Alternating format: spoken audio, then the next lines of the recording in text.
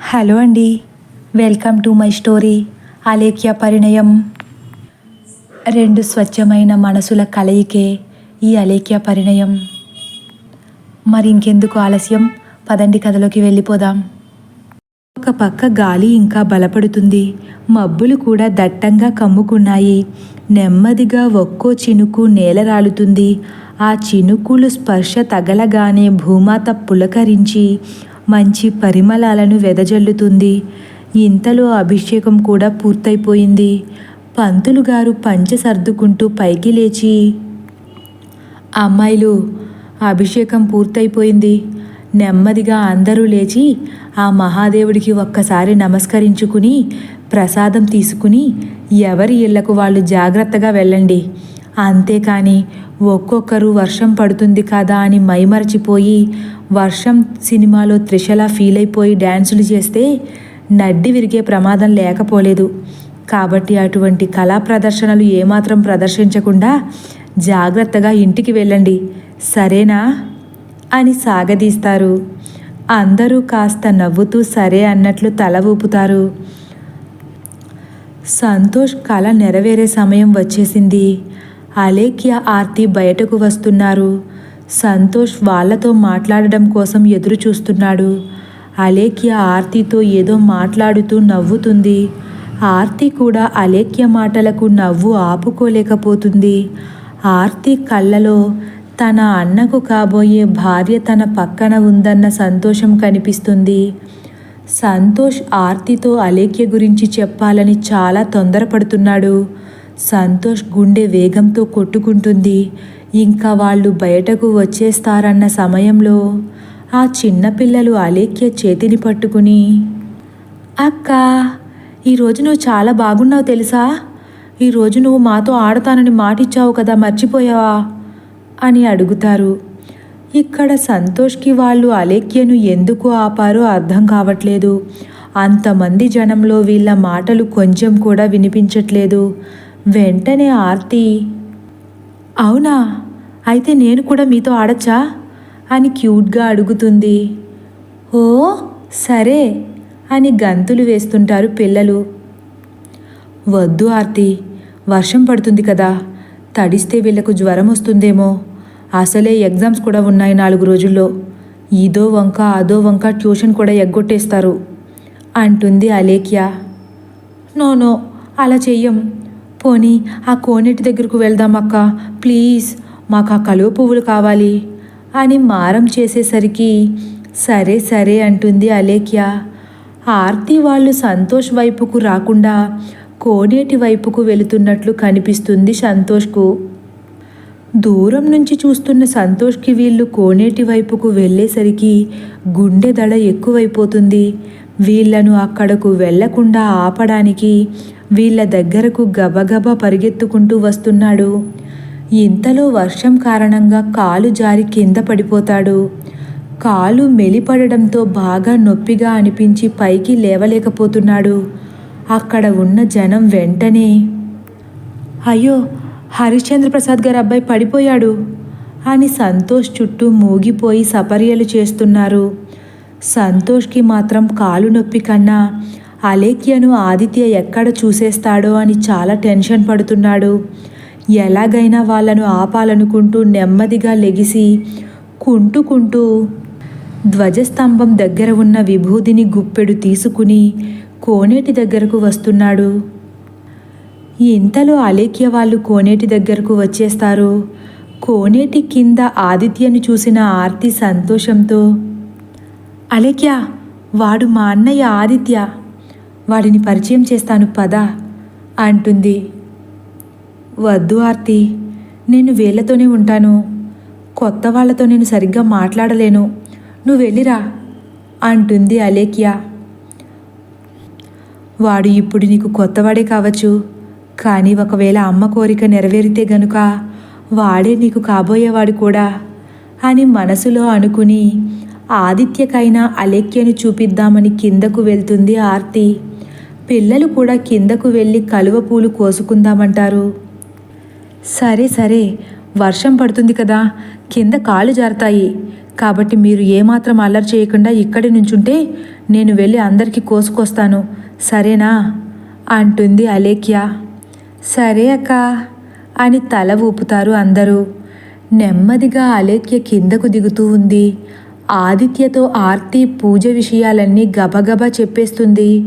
ఆదిత్య వింటూ కోనేటి వైపే చూస్తున్నాడు. కోనేటిలో వర్షపు బిందువులు ఒక్కొక్కటిగా పడడం వల్ల తరంగాలు వస్తున్నాయి.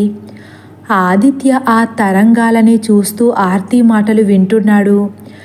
ఇంతలో ఆ కోనేటి నీటిలో ఒక అమ్మాయి తల నెమ్మదిగా అస్పష్టంగా ఆదిత్య కంటపడింది. ఆ ముఖం ఎక్కడో చూసినట్లుందే అనుకునేలోపు నెమ్మదిగా మెడ, ఆ తర్వాత భుజాలు, ఇలా నెమ్మదిగా కలలో కనిపించిన అమ్మాయిలా ఒక ఆకారం కనిపించేసరికి ఆదిత్య హడలిపోయి పైకి లేచి ఒక్కసారి వెనక్కు తిరగబోతాడు.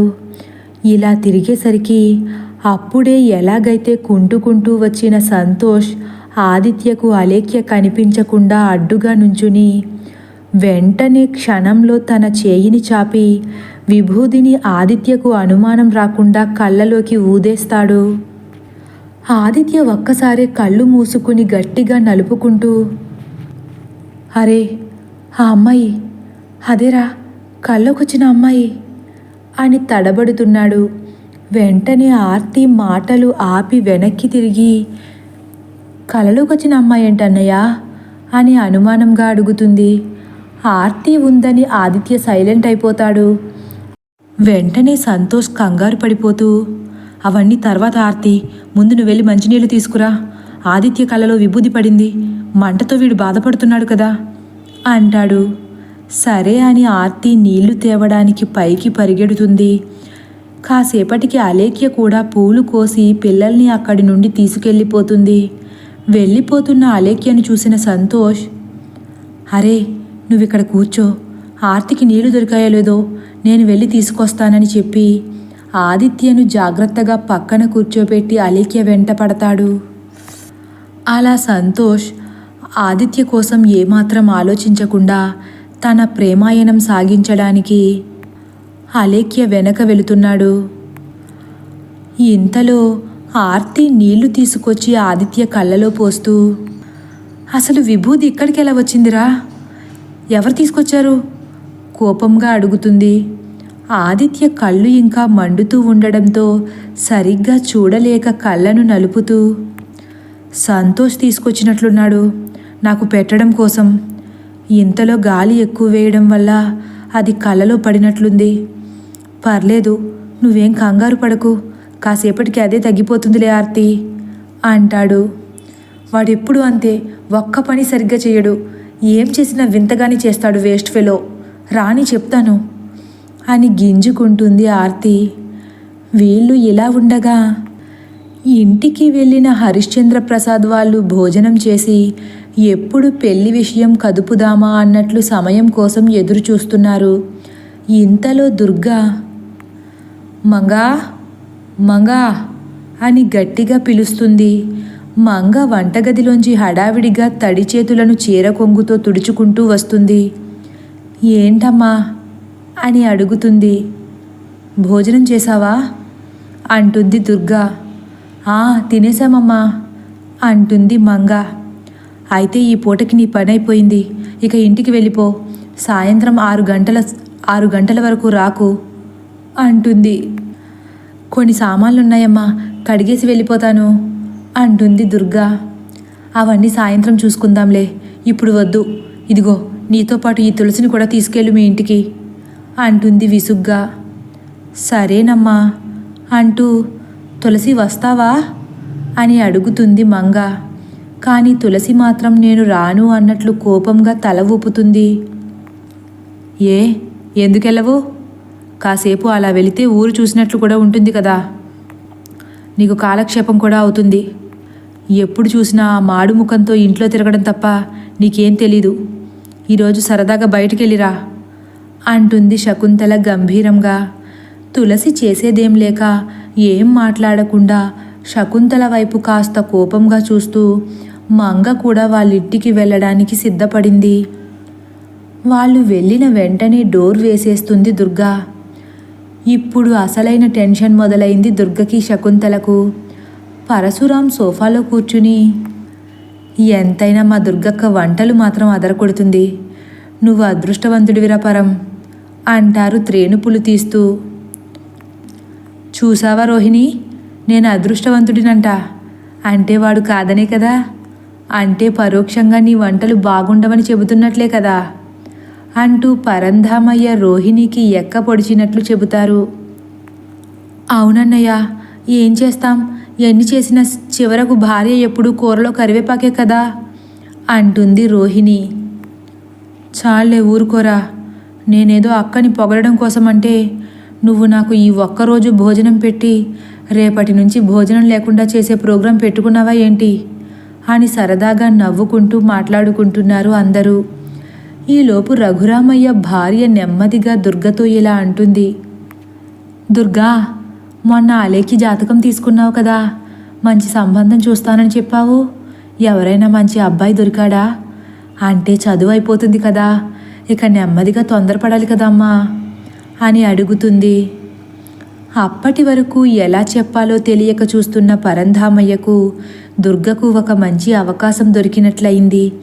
వెంటనే దుర్గా, రాజేశ్వర్ గారు, ఆ విషయం మాట్లాడదామని మిమ్మల్ని ఇక్కడికి రమ్మన్నాము అని చెప్పి ఆపేస్తుంది.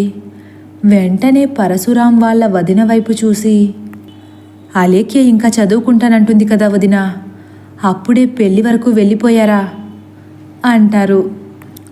పరశురాం, నీకేం తెలీదు, ఆడపిల్లకు ఏ వయసులో పెళ్లి చేయాలో ఆ వయసులోనే చెయ్యాలి.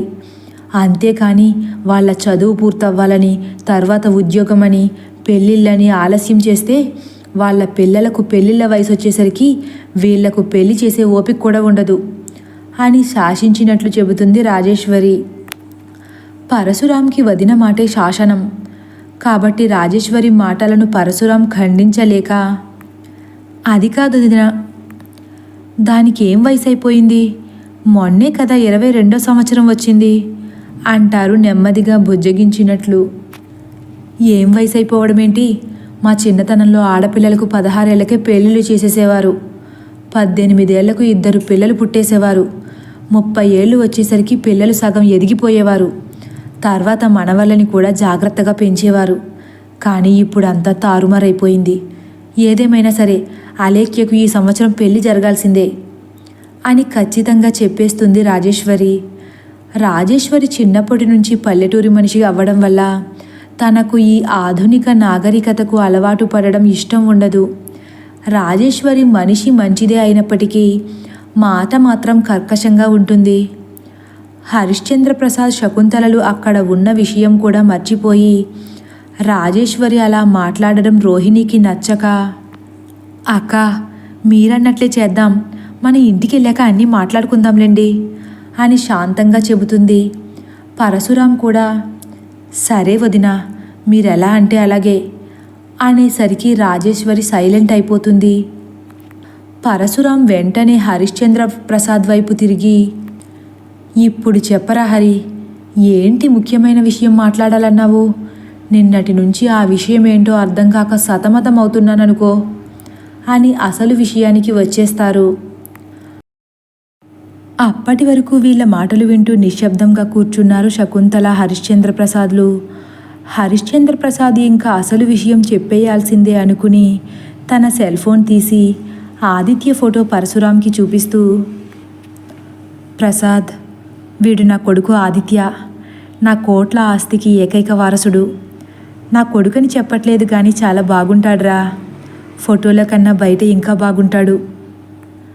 అమెరికాలో MBA కంప్లీట్ చేసి సంవత్సరం క్రితమే ఇండియా వచ్చాడు. అవన్నీ పక్కన పెడితే చాలా మంచోడ్రా అని హరిశ్చంద్ర ప్రసాద్ కొడుకు గురించి గొప్పగా చెబుతుంటే అందరూ ఏం మాట్లాడకుండా నిశ్శబ్దంగా వింటున్నారు. కానీ పరశురాం మాత్రం హరిశ్చంద్ర ప్రసాద్ మాటలకు అడ్డుకట్ట వేస్తూ, అవును హరి, నేను ఉదయం గుళ్ళో పల్లకి మోస్తుంటే చూశాను, నిజంగానే హీరోలా ఉన్నాడు.